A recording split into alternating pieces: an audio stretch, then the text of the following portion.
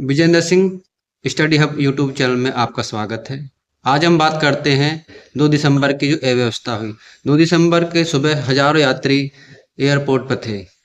उन्हें अपने मंजिल पर पहुंचना था, लेकिन पता नहीं कि कब पहुंचेंगे, क्योंकि उनकी फ्लाइट रद्द हो गई थी। यह सिलसिला कई दिनों तक चलता रहा। लोगों को 10-10 घंटे फ्लाइट का इंतजार करना पड़ा। लाखों यात्री बेबस होकर मानसिक यंत्रणा से गुजरने लगे। उनमें इनकी कोई गलती नहीं थी। पूरा देश में अफरा तफरी मची हुई थी, क्योंकि इसकी वजह थी कि प्रत्येक 10 हवाई यात्री इंडिगो इंडिगो की फ्लाइट यात्रा करते हैं, और इंडिगो की कंपनी की यहाँ पर पूरे देश में एकाधिकार है।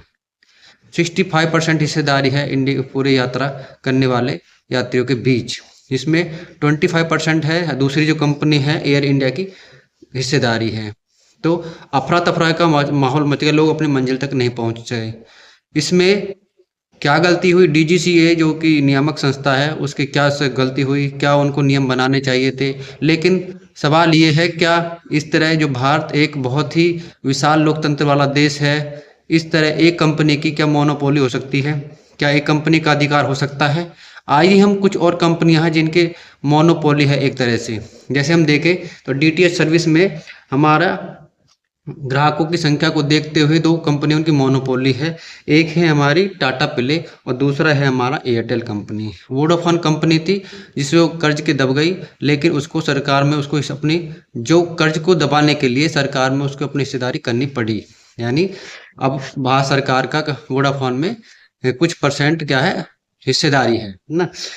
और अब देखें तो यूपीआई है, यूपीआई में फोन पे और गूगल पे, इनकी करीब 84% हिस्सेदारी है।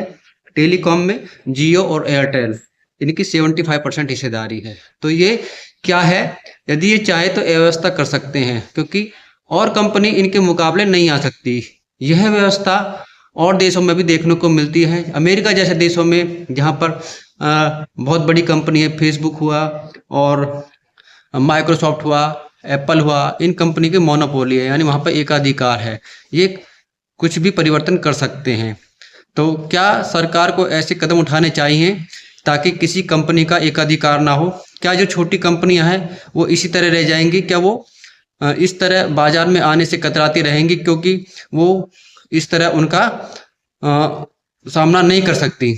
मैं आपको उदाहरण देता हूँ। व्हाट्सएप को बीट करने के लिए हमारा एक अटई नाम का एक व्हाट्सएप मैसेजिंग चैनल खुला, लेकिन शुरुआत में तो उसका बहुत ही बड़ा प्रयोग हुआ। कहा कि बहुत अच्छा है,